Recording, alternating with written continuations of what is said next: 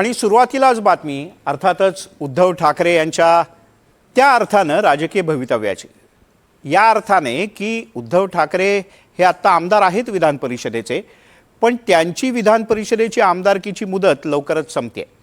आता त्यांना जर का पुन्हा आमदार व्हायचं असेल तर मोठा राजकीय पेच आहे, कारण ठाकरेंना आमदार होण्याकरता पुरेसं संख्याबळ शिवसेनेकडे नाही।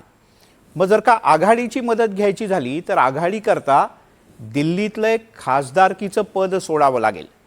नेमके ठाकरे काय करणार आणि आघाडी काय भूमिका घेणार, पाहूयात एक स्पेशल रिपोर्ट। उद्धव ठाकरे निवडणुकीच्या मैदानात, विधान परिषदेवर जाण्यासाठी कसोटी लागणार। काँग्रेस राष्ट्रवादीची ठाकरेंसाठी माघार। आम्ही माननीय उद्धव साहेबांना ही विनंती केलेली आहे, आम्ही सगळ्यांनी, आणि त्या विधिमंडळामध्ये आपण पुन्हा जाणं हे राज्यासाठी आणि जनतेसाठी आवश्यक आहे, हे आम्ही त्यांना विनंती केलेली आहे। त्याच्यामुळे यापुढे विधान परिषदांच्या निवडणुकांमध्ये किंवा इतर राज्यसभांच्या निवडणुकांमध्ये एकमेकांना मदत करावी लागेल, तरच राज्यसभा आणि विधान परिषदेमध्ये आमचे लोक निवडून येतील सगळ्यांचे। माजी मुख्यमंत्री उद्धव ठाकरे हे पुन्हा एकदा निवडणुकीच्या रिंगणात उतरण्याची शक्यता आहे। महाविकास आघाडी सरकार स्थापन करताना उद्धव ठाकरेच मुख्यमंत्री होणार हे निश्चित झालं होतं, पण त्यावेळेला ते कोणत्याही सभागृहाचे सदस्य नव्हते। उद्धव ठाकरे यांनी विधान परिषदेची निवडणूक लढवली आणि ते विजयी झाले। मात्र 13 मे 2026 ला ठाकरेंच्या आमदारकीची मुदत संपते, त्यामुळे उद्धव ठाकरे पुन्हा एकदा विधान परिषदेवर जाणार का हा प्रश्न उपस्थित झालाय। दरम्यान उद्धव ठाकरे यांनी पुन्हा एकदा विधान परिषदेवर आमदार म्हणून जावं अशी शिवसेनेची इच्छा आहे। मात्र काँग्रेस आणि शरद पवार गटाच्या पाठिंब्याशिवाय ठाकरे विधान परिषदेवर जाणं शक्यच नाही। अशा परिस्थितीत मित्रपक्षांनी ठाकरेंना पाठिंबा द्यावा अशी मागणी संजय राऊत यांनी केली आहे। मग एकमेकांना मदत महाविकास आघाडी करावीच लागेल, एकमेकांना मदत करावीच लागेल। महाविकास आघाडीमध्ये काँग्रेस, राष्ट्रवादी काँग्रेस, शरद पवार आणि आमची शिवसेना आहे बाळासाहेब ठाकरेंची। त्याच्यामुळे यापुढे विधान परिषदांच्या निवडणुकांमध्ये किंवा इतर राज्यसभांच्या निवडणुकांमध्ये एकमेकांना मदत करावी लागेल, तरच राज्यसभा आणि विधान परिषदेमध्ये आमचे लोक निवडून येतील सगळ्यांचे। आम्ही माननीय उद्धव साहेबांना ही विनंती केलेली आहे, आम्ही सगळ्यांनी, की आपण राज्याचे मुख्यमंत्री म्हणून काम केलेलं आहे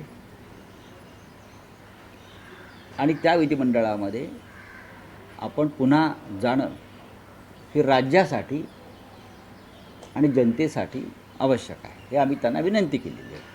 त्यांनी जावं अशी आमची सगळ्यांची इच्छा आहे। विधान परिषदेच्या जवळपास 9 जागा मे महिन्यात रिक्त होत आहेत, त्यात उद्धव ठाकरे यांची जागा सुद्धा आहे।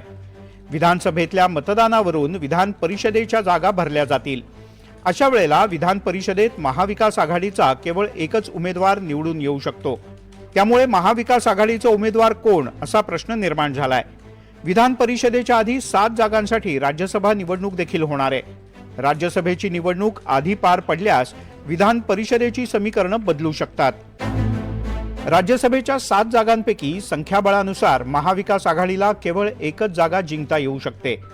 जर महाविकास आघाडीत राज्यसभेची एक जागा एका पक्षाला तर विधान परिषदेची एक जागा दुसऱ्या पक्षाला द्यावी लागेल। विधान परिषदेच्या 9 जागांपैकी महाविकास आघाडीला एकच जागा मिळणार आहे। शिवसेना ठाकरे गटाचे 20 विधानसभा सदस्य आहेत।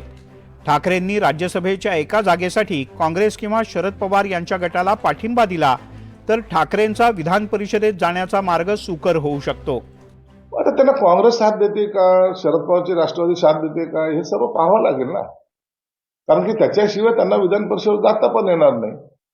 म्हणून आता त्यांना साथ देणारे कोण कोण राहतील याच्यावर त्यांचं जाणं हे निर्भर असेल।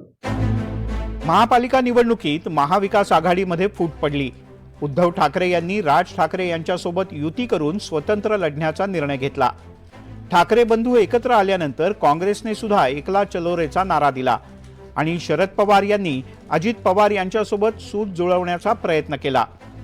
त्यामुळे आता फूट पडलेल्या महाविकास आघाडीचे नेते उद्धव ठाकरे यांच्यासाठी माघार घेणार का आणि एकत्र येणार का हे पाहणं महत्त्वाचं आहे। Bureau report, NDTV Marathi, Mumbai.